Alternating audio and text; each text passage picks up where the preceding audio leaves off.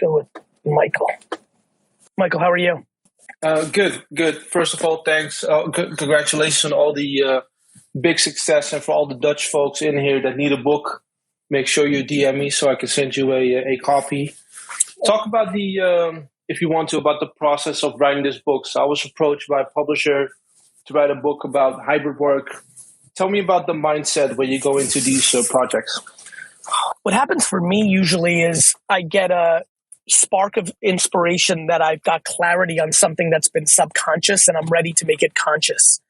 So what happened with this was I also had the circumstance of COVID. COVID was here and I was really getting in touch with my feelings around, the book 12 and a half talks about 13 essential ingredients for business success and really life success. And what was obvious, Michael, for me was that kind candor, one of the 13, was something that I was lacking. Candor is GaryVee, the public persona's biggest strength. Candor was Gary Vaynerchuk, the executive of 1,500 People's biggest weakness, which surprises people.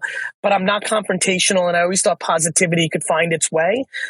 And I realized that I thought that candor would scare people, but it was the lack of candor that was actually scaring people in the macro, and that was very devastating for me.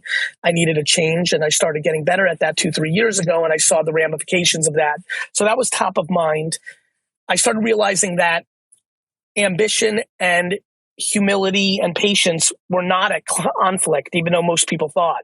I realized that tenacity and patience were in conflict.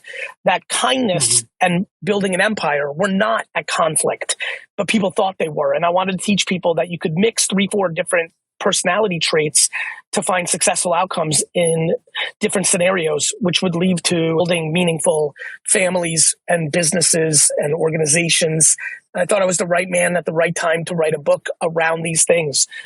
So then the process became talking, because I'm a better talker than writer. So Raghav, who was on my writing team, came, and D-Rock came with his camera, and we sat in my apartment for months, and I talked and talked and talked and talked and talked and talked.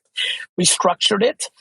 We made make pretend scenarios so that I could really get my point across, because I do well in storytelling. We made, and then we added, I wanted people to do things. So we added places for people to be vulnerable, put out videos to tell the truth of things you suck out, accountability, things like that. And mindset, it was a game of subconscious to conscious, and then a game of producing the content in a style that fits me the best. For me, that's talking and having a writer capture it and sense and structure it. Right. So how do you bridge the gap then? Or maybe it's not a gap.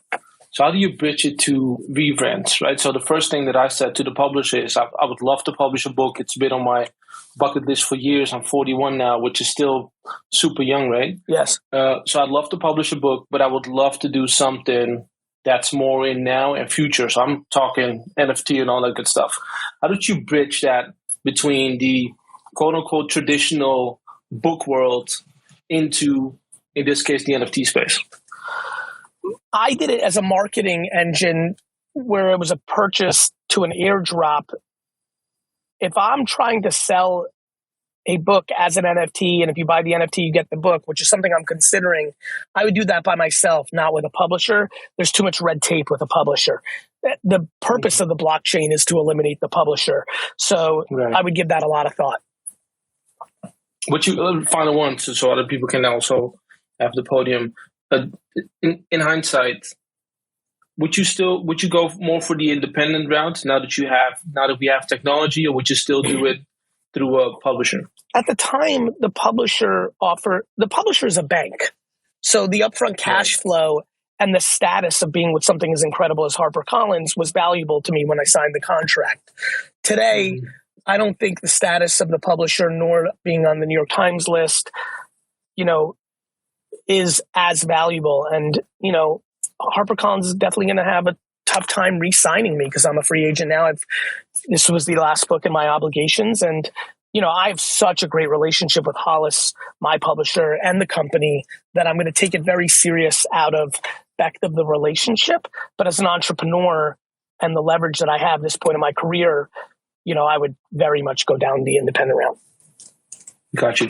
Thank you, sir. Cheers. Again, for every Dutch person here in the spaces. Yeah, Michael, why don't you tweet out how many copies you have and what the function to get the free copies are, and I'll retweet it once I get off. You can go around. Got you, Gary. Thank you. All right, team. I've got to run to my meeting. Thank you so much for being in this Twitter Spaces.